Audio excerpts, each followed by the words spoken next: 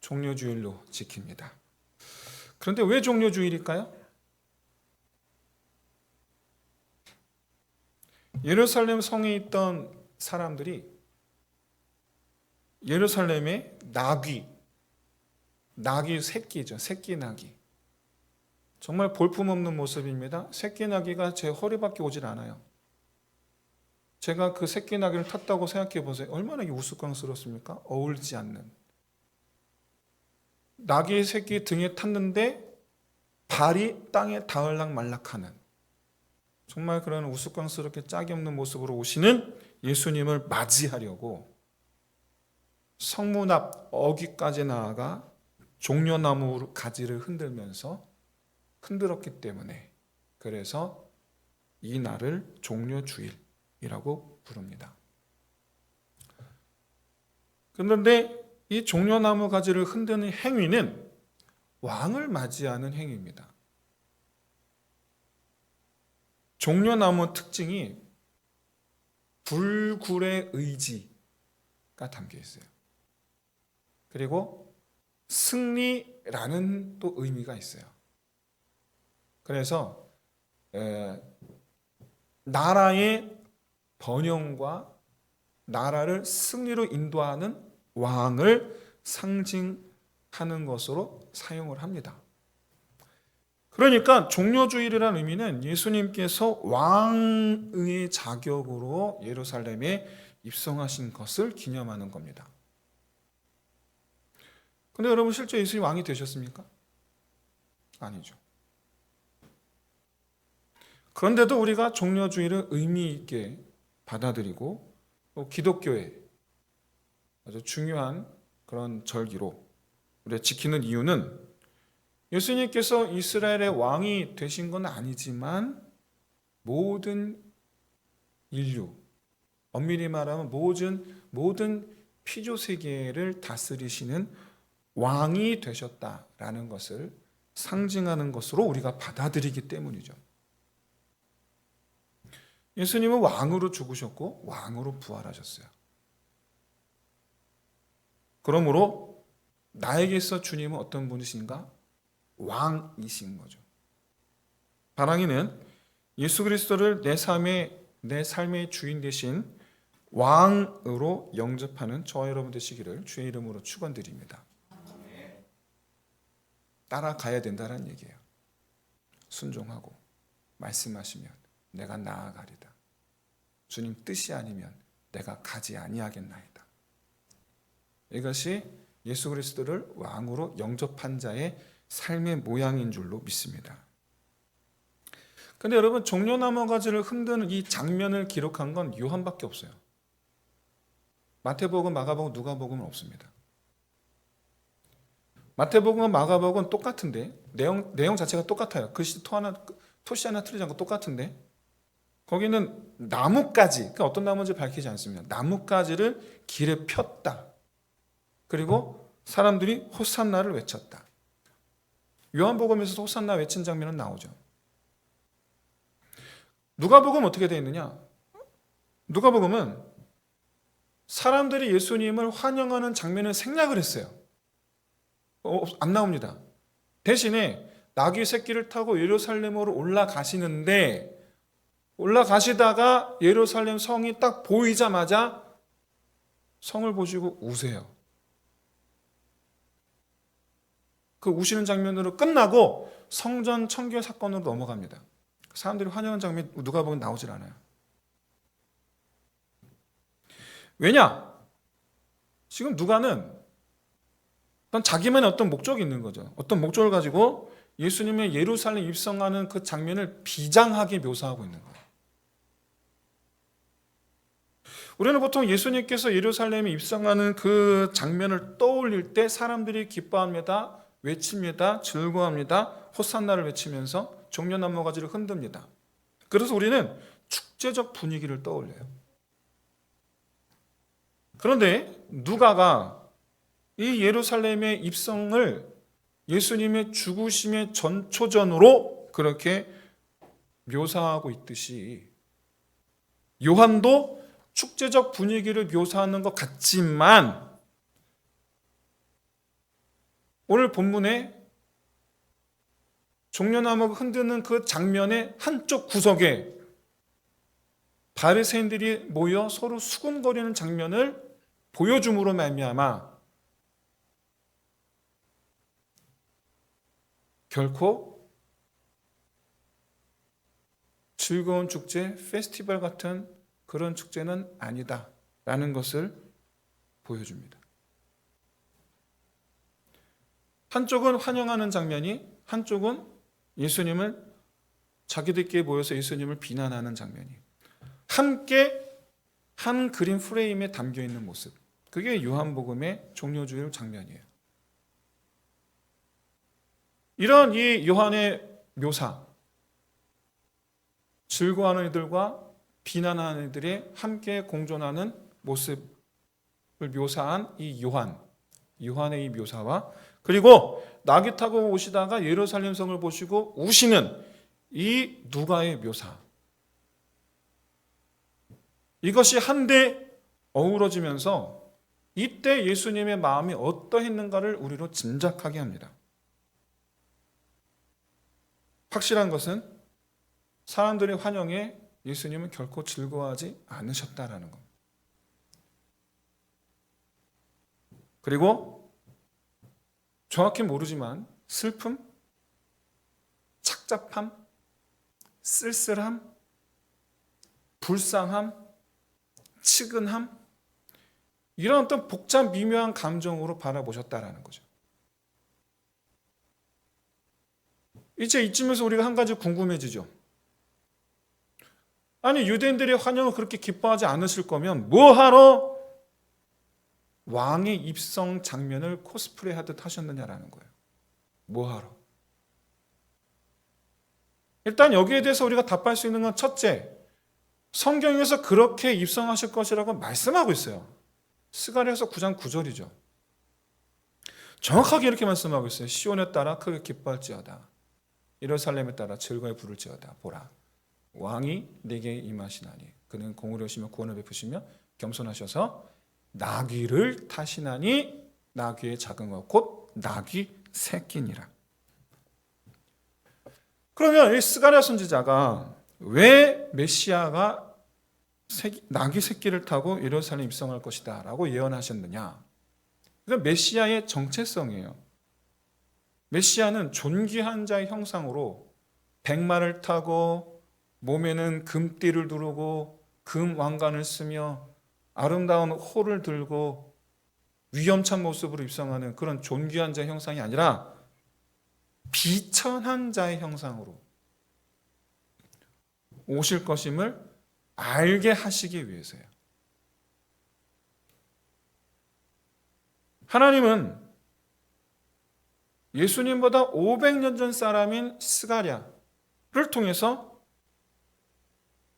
예레미야에도 이사야에도 다니엘서에도 곳곳에서 예언된 메시아, 그가 유대인들이 바라는 메시아가 아니다라는 것을 알려주신 거예요. 너희가 바라는 메시아가 아니야. 500년 전에 이미 알려주셨어요. 따라서 나귀의 새끼를 타고 오시는 그 모습 그 자체가 어떤 메시지를 담고 있느냐? 나는 너희의 기대를 깨뜨리는 자다라는 의미예요. 나는 너희의 기대를 깨뜨리는 자다. 그런데 사람들은 기대에 가득 차 호산나 호산나 외칩니다. 호산나, 우리말로 우리를 구원하소서라는 뜻이거든요. 그러면서 종려나무를 흔들죠. 아이러니 아닙니까? 우리말이 같은 의미는 아닌데 불현듯 우리 속담이 생각나요. 떡 줄 사람은 생각도 않는데 김치국부터 마신다. 다 그에 어울리는 장면이 바로 예루살렘 입성하시는 장면이에요. 이쯤에서 또 한 가지 의문이 생깁니다. 유대인들은 왜 그 비천한 모습, 우스꽝스럽게 짝이 없는 모습, 차라리 걷는 게 나을 정도로, 여러분 나귀 새끼는 얼마나 힘들었겠어요. 오르막이거든요. 정말 차라리 걸어서 오지 싶을 정도의 그런 모습으로 오는 예수님을 왜 환호했냐라는 거죠. 왜? 그 이유는 일단 지난 3년간 예수님께서 행하신 모든 일들이 모세가 생각나게 하고 엘리야가 생각나게 하기 때문입니다. 그러니까 예수 그가 메시아다라는 확신을 일단 가지고 있었던 거죠. 두 번째로 그가 다윗의 자손이 분명하다라는 거죠. 그리고 세 번째로 스가랴서 9장 9절의 말씀을 다 알고 있는 거예요. 진짜네. 지난 3년 동안 예수를 만나면서 야, 그가 메시아가 아닐까? 그가 하는 일을 보니까 메시아 같은데? 근데 알고 보니까 다윗의 자손이네? 정말 예언된 그 메시아일까? 그런데 정말 예언하신 대로 그렇게 오시네? 메시아구나. 이런 이 열정적인 이 환영, 그에 반하여 굉장히 담담하게 받아들이는 예수님의 이 모습, 이것을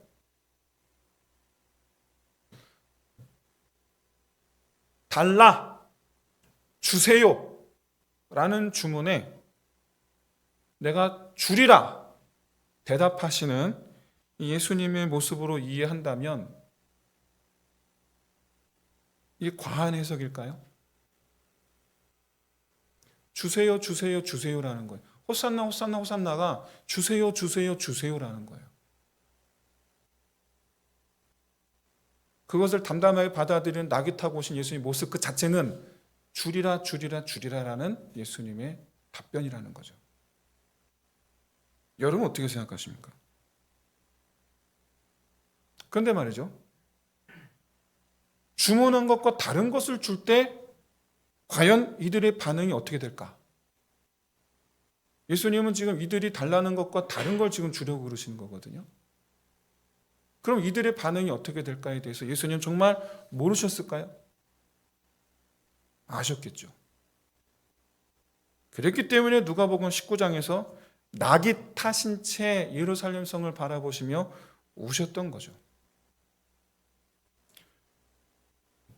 누가복음 19장 41절이 우셨다라는 내용이고 우신 이유 42, 43, 44절에 걸쳐서 밝히는데 요약하면 이겁니다. 장차 예루살렘 성이 멸망할 것에 대해서 말씀하세요. 예수님께서 십자가에 죽으신 해가 정확하게 AD 33년입니다. 이게 역사에 기록되어 있으니까 AD 33년이고 예루살렘이 멸망한 해가 AD 70년입니다. 대략 한 40년의 간극이 존재하죠. 그러니까 지금 예수님은 40년 후의 일을 바라보시며 우셨던 거예요. 그것도 유대인의 왕으로 예루살렘에 들어오시는 날에 예루살렘의 멸망을 바라보시며 우셨던 거예요. 무슨 말입니까? 유대인들이 바라는 구원을 안 준다라는 얘기예요. 너희가 바라는 걸 내가 주러 온 건 아니야. 그 의미예요.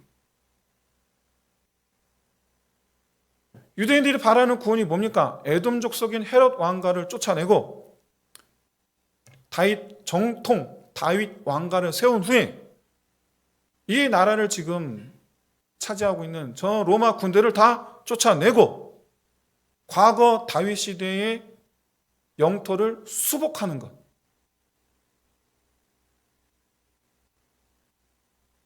이게 이제 메시아 사상입니다. 지금도 그러고 있죠. 여러분, 메시아 사상은 바벨론 포로 시대부터 있었던 사상이에요. 그러면 구약에서 말씀하는 메시아 예언이 정말 이스라엘의 회복인가? 그건 맞습니다. 구약의 메시아 예언은 크게 세 가지입니다. 첫째로 그는 다윗의 후손이라는 거예요. 그는 다윗의 후손이다. 두 번째가 이스라엘을 회복하고 이스라엘을 구원하고 나라를 회복할 거라는 거예요. 그다음에 세 번째가 그런데 그는 고난을 당할 거라는 거예요. 이게 구약에 기록된 메시아 예언의 크게 세 가지입니다. 이 중에 유대인들이 철저하게 믿었던 것이 바로 첫째와 둘째예요. 그는 다윗의 자손이다. 그는 이스라엘을 구원하고 나라를 회복할 것이다. 이걸 철저하게 믿었어요. 그런데 세 번째는 듣지도 않아요. 귀를 이렇게 흘려요. 못 들은 척해요.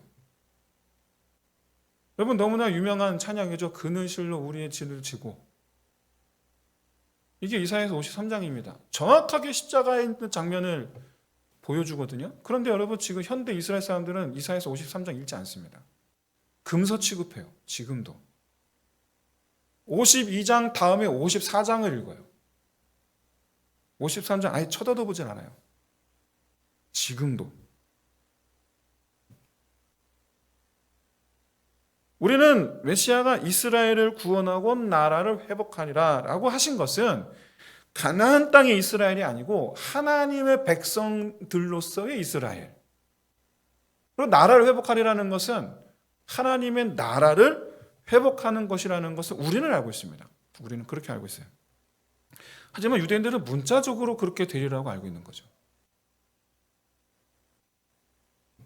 그런데 열정적인 그런 환영식을 행하고 나서 불과 며칠도 되지 않아서 정말 볼품없이 옷 다 벗겨지고 옷이 다 벗겨진 채 착고, 수갑입니다. 착고를 차고 채찍질을 당해서 몸이 좀 속어로 표현할게요. 걸레같이 된 이런 정말 이 예수를 보고 깨닫게 되죠. 우리가 원하는 걸 받을 수 없게 됐구나. 상실감이 분노로 변하죠. 그래서 소리를 지릅니다. 예수를 못 박으라. 이 결론, 예수를 이 종려나무 가지를 흔들며 호산하던 이들이 빌라도 앞에서 예수를 못 박으라라고 그 바꿔 부르게 될 거라는 걸 알고서 우리가 오늘 본문의 유대인들 한번 보십시오. 이들의 모습이 자기들의 왕을 맞이하는 모습이 아니라 마치 어미새를 기다리는 새끼새 모습과 같아 보이지 않는가.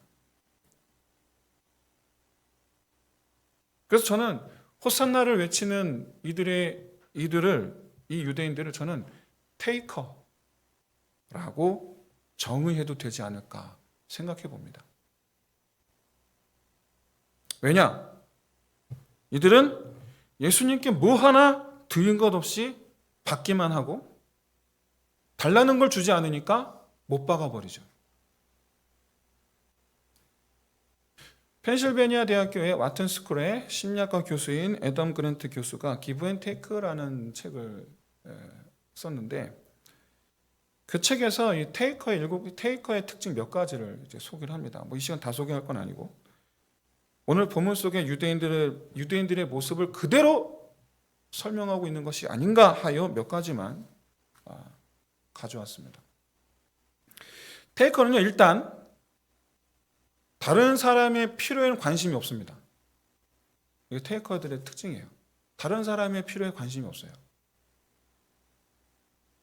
또 다른 사람의 공로를 자기가 가로채거나 아니면 상대방의 공로를 인정하지 않습니다.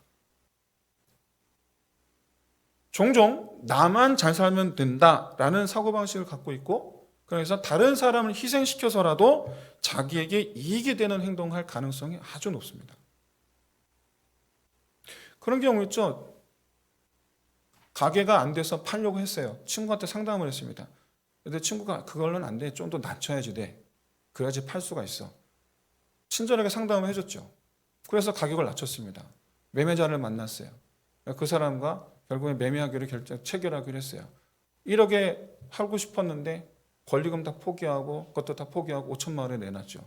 그래서 결국 마지막 최종 계약일날 만났는데 나한테 가격을 낮추라고 그 친구가 와서 앉아 있는 거죠. 이런 일도 참 많습니다. 전형적인 테이커의 모습이죠.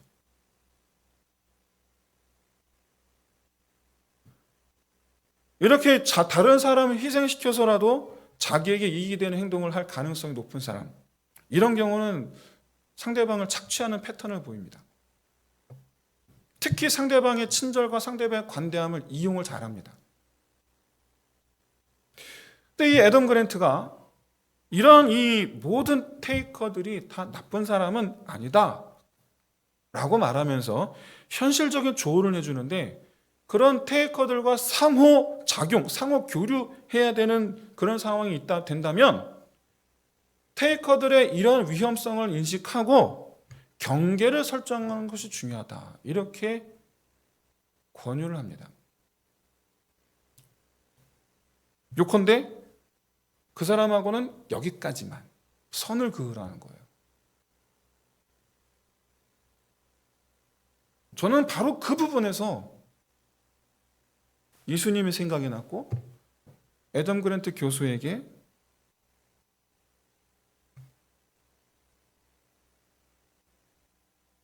테이커들에게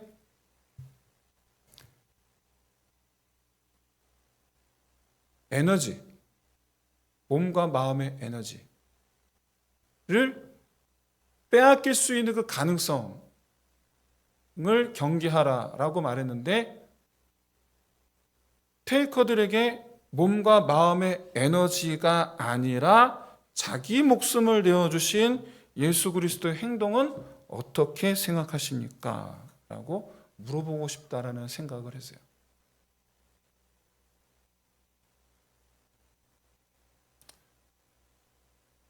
우리는 선을 긋죠. 애덤 그랜트 교수가 선을 그어야 된다라고 우리에게 권면하지 않아도 우리가 알아서 선을 긋죠. 여기까지야. 내가 너를 위해서는 딱 여기까지야. 상대방이 테이커가 아니라도 우리는 선을 긋죠. 여기까지야. 그런데 주님은 그 테이커들에게 자기 목숨을 주셨죠. 자기 몸과 마음의 에너지뿐만 아니라. 여러분, 주님께서 비유로 말씀하시기를 아들이 떡을 달라는데 돌을 주는 아버지는 없다라고 말씀하셨습니다. 한 가지 분명한 것은 유대인들이, 그러니까 이스라엘 백성들이 그렇게 바랐던 떡은 안 주셨어요. 그 떡은 안 주셨어요. 하지만 주님은 오히려 더 좋은 것을 주신 줄로 믿습니다. 그 과정에서 아버지는 더 좋은 것을 주셨는데, 근데 그 과정에서 달라는 걸 주지 않았기 때문에 자기 아버지를 십자가에 못 박기도 한다라는 것과, 사실 그게 우리였음을 잊지 마시기를 진심으로 소원합니다. 우리도 여러분 최소한 하나님과의 관계에 있어서만큼은 테이커, 그 이상도 그 이하도 아니죠. 하나님의 필요에는 관심이 없고 하나님의 은혜를 인정하지 않고 다 자기 공로인 줄 알고 다 자기가 노력해서 이만큼 된 줄 알고 하나님의 긍휼하심과 자비하심을 적극 이용하고, 심지어 자기는 난 잠깐 하나님 떠나 있을 테니까 자비하신 하나님 좀만 참아주세요 라고 말하는 사람도 있죠. 정말 진정한 테이커들이 아닌가 라는 생각을 좀 해보게 됩니다. 그런데 그런 사람들을 위해서 주님이 목숨을 내어주셨다는, 그런 사람들을 위해서 많은 사람들이, 다시 말해서 수많은 테이커들이 하나님께 이 세상 나라를 구합니다. 하지만 하나님은 표현이 좀 그렇긴 하지만 대비되는 표현을 사용하려고 이제 말씀을 드리는 거예요. 우리는 이 세상을 구하는데 우리 하나님 우리에게 저 세상을 주시죠. 근데 여러분, 이 세상 나라보다 저 세상 나라가 더 좋은 것임을 깨달으시길 진심으로 소원합니다. 거기다가 그 저 세상 나라를 우리에게 주시기 위해서, 그러니까 더 우리가 구하던 것보다 더 좋은 것을 주시기 위해서 주님은 자기 목숨과 바꿔가면서 주셨다. 바로 아버지 곁에 영원히 머물게 하신 은혜, 아버지 곁에 영원히 머물게 하신 은혜. 바라기는 여러분 주님께 달라 하시기를 바랍니다. 그리고 그렇게 해서 주신 것 때문에 날마다 아버지께로 달려가는 저와 여러분 되시기를 주의 이름으로 축원드립니다. 우리 하나님 우리에게 뭘 주셨습니까? 바로 하나님 자신을 우리에게 주셨죠. 하나님 자신을 우리에게 주신 거예요. 우리가 받아야 할 하나님의 선물은 하나님이에요. 예루살렘을 향한 우리 주님의 이 슬퍼하심, 그렇게 해서 주님께서 주실 그 하나님을 거절한 소위 하나님의 백성으로 불렸던 당시 유대인들에 대한 안타까움, 그것이 누가복음 19장 41절에 우리 주님의 우시는 모습의 그 이유였어요. 주님 손에서 영원히 떠나게 될 자들을 향한 주님의 눈물인 거예요. 이제 말씀을 마치겠습니다. 사랑하는 성도 여러분, 이제 우리가 하나님께 기버가 될 수 있기를 진심으로 소원합니다. 뭘 드릴 수 있을까요? 하나님 자신을 우리에게 주셨습니다. 우리도 우리 자신을 하나님께 드릴 수 있기를 소원합니다. 내 안에, 그러니까 나의 예루살렘에 주님께서 들어오실 때 나 자신을 주님 손에 쥐어 드릴 수 있는 저와 여러분 되시기를 진심으로 소원합니다. 오늘 우리 최송희 집사님이 다 기도하시는데 저도 마음에 찔림이 있었습니다. 나의 이 생각과 나의 자존심과 우리 자신을 하나님께 내어 맡김은 나는 없고 주님만 있는 삶. 여러분, 그것이 우리가 주님께 드려진 삶이 되는 줄로 믿습니다. 그렇게 해서 우리가 우리 가정 안에서도 하나님께 드려진 자로, 교회에서는 더 하나님께 각자 서로가 서로에게 하나님께 드려진 자로서 서로 자기 안에 주님을 드러내는, 회사에서는 어떻습니까? 저 사람이 믿지 않기 때문에 더 내 안에 예수를 드러내는 삶 되시기를, 그렇게 주님께 우리 자신을 드린 삶을 살아가는 저 여러분 되시기를 주의 이름으로 축원드립니다. 이 시간 우리 함께 우리 내 삶의 이유라 우리 함께 찬양 드리면서 기도하겠습니다.